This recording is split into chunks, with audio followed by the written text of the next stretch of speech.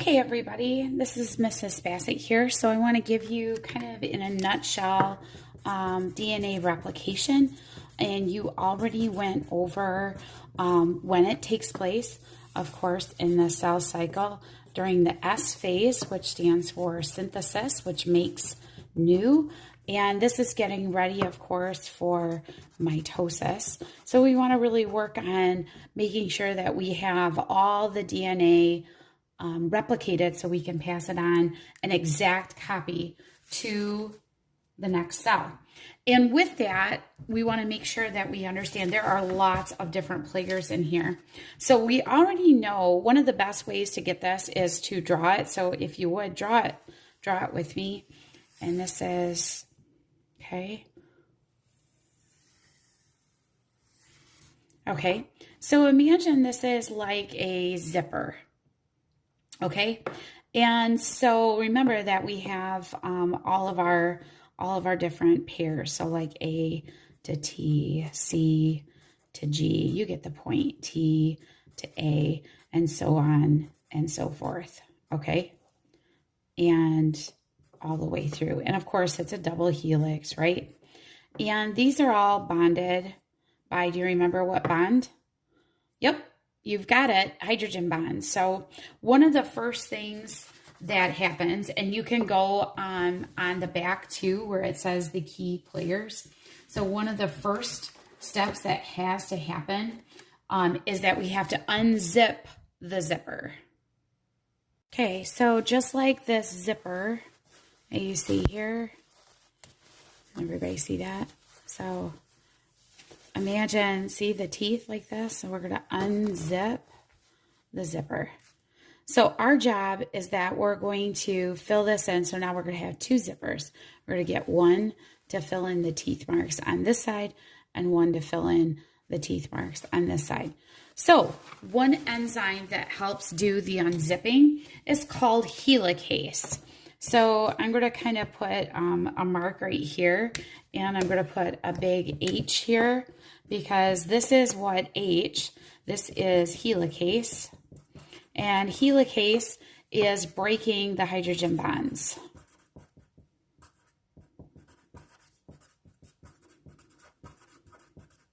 Okay, so that's unzipping the zipper.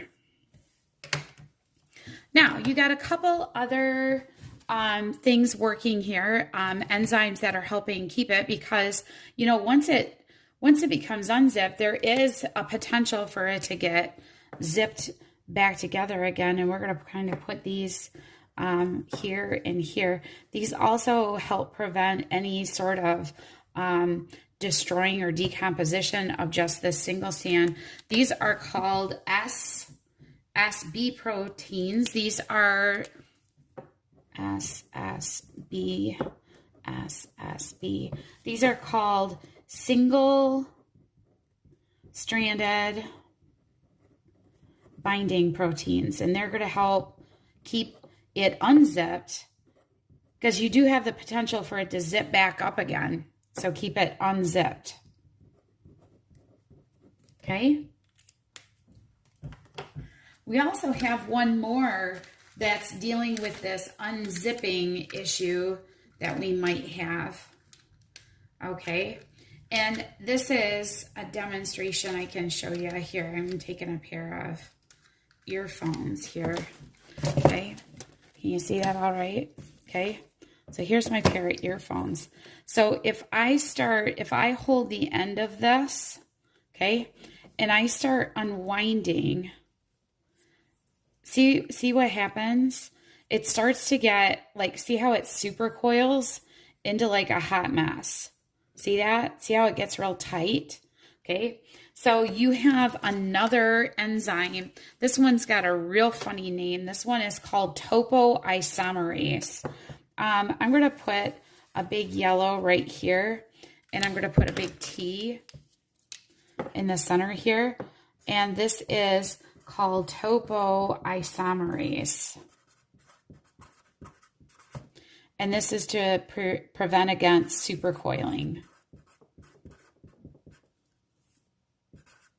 Supercoil preventer. Okay. Now, Did you notice there was something in common every time I wrote these down? Did you notice? Oh, there wasn't one there. See this ASE at the end? ASE at the end and ACE at the end usually is an enzyme. And something to keep in mind that I always tell my physiology students, that all enzymes are proteins. Now, you know what a protein is, right?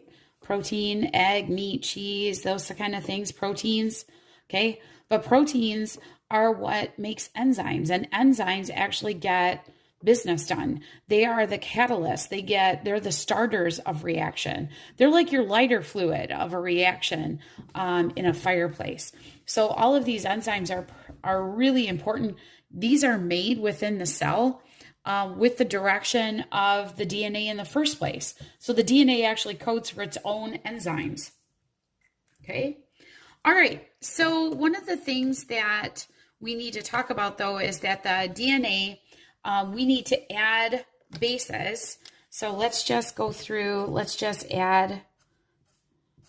Okay, so let's go A, T, C, G. Let's just repeat it. A, T, C, G, A. Just for the purpose of keeping it simple. Okay, so this would be A pairs with T, A pairs with T, C with G, G with C, A with T, T with A, C with G, G with C, and this would be a T. Okay. Did you get that down? Okay, so our job is we've got to fill in the complementary sides to these units. Okay, and we call this part the replication fork, where we're going to start putting in the new units. Okay, and we're going to start adding new units to these two strands. Okay, and remember that these run in a direction of, remember, 5' to 3'. 3' would be down here, okay? And then remember that these are also, so remember, they are anti-parallel. So if this is 5' to 3', this is 3' to 5'. Okay, so I use the words anti-parallel, running in opposite directions. One runs this way, the other runs that way. This process, I know that you talked about this before we got to this point, is also called semi-conservative because you always are using a template on both sides. Okay, so you are always adding bases from the 5' end to the 3' end. Okay, so we have two different things going on. Notice that they're in different directions. Okay, so I can go ahead and I can start adding bases from the 5'. By the way, 5' and 3' are referring to the sugars. The sugars, the deoxyribose sugars, there's 5 sugars. They each have 1', 2', 3', 4', 5', depending on their structure. That's where that word is coming in. Remember, these are all a whole bunch of molecules. So we have another enzyme, okay, that comes along here. To see which color, I'm going to use blue this time, okay, that's going to come along here, okay, chug through and start adding complementary bases, okay, and this is DNA polymerase. Okay, the only problem is that DNA polymerase needs a primer. So the interesting part is that you could think about this as as a primer is that you have to have a coat of something. So for example, if you had a brand new house, you had drywall, you would need to prime the drywall with a primer, which is usually like white in color, before you start painting like actual paint on it. So we have a DNA, it's called DNA primase, okay? That kind of says this is where you're starting. Now in this case, this side is good to go. So this DNA polymerase is going to travel in this direction, the same as the uncoiling is going. And it's going to chug through, and it's going to put in place the next bases. So in this case, I'll skip, this would be T. What would this be, friends? C, then G, then A, then T, then C, then G. Do you see? And it's just going to keep going in the same direction. This strand is called the leading strand. Okay? It never stops. That's leading. Okay? It goes this way. Unfortunately, with this strand, remember I said that you can only add from the 5' to 3' direction. So I've got to add, I can only add going this way. So I definitely need that DNA primase to get me started. So it'll come over and it'll say, okay, we're going to start here. Okay. Or say it's going to start here, which it could. And then the DNA polymerase knows where to start. See, it doesn't know where to start unless it has a primer. Okay. So it starts here, and it's going to chug through in this direction. So A, T, C, G, A. The problem is it gets to the end, and guess what? Now it's got to go back, and it's got to come back, and more uncoiling has happened. So then it's got to come back, and it's got to join here, because here's the next primer. So then it comes back, and it's like, okay, well, now we'll do A, and T, and C, and G, and you end up with all these like chunks, okay? These chunks of non-bonded things. It's very discontinuous. That's why we call this strand the lagging strand, because it's working in the opposite. It's like you're playing catch up constantly. So you'll get done here, and then all of a sudden there'll be more DNA that's uncoiled. You're like, oh, now I got to come back and I got to fill this in. These fragments, okay, down here,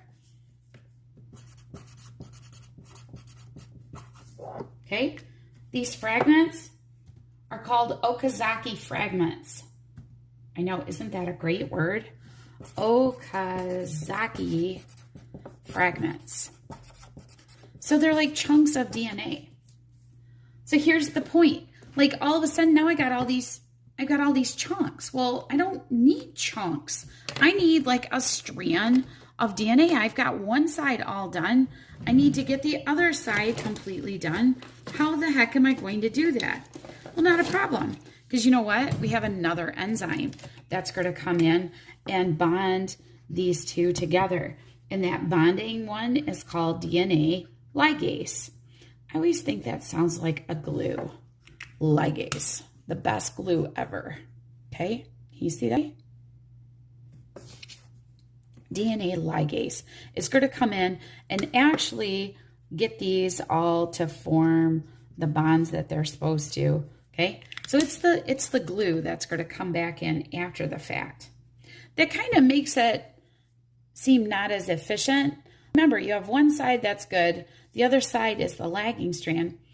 Here's a couple things. Number one, DNA polymerase does a really good job proofreading itself and preventing against mistakes. Here's another thing.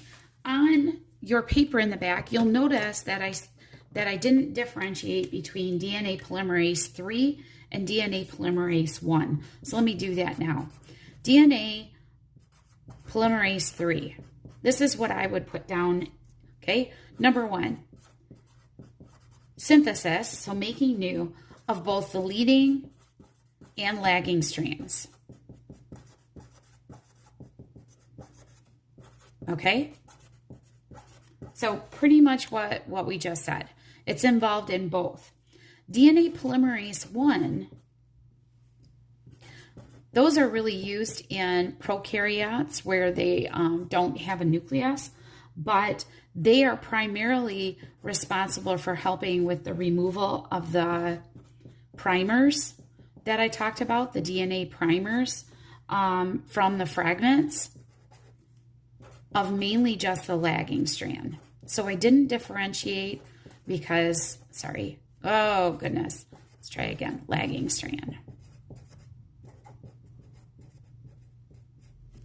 Okay, so you have a lot of players in this process, but I want you to think on a big scale like this. Wow, that's pretty amazing. And it's pretty amazing that we're able to do that with high efficiency and not a lot of mistakes that can happen. But there's a lot of players, and you have to do this to all 46 chromosomes.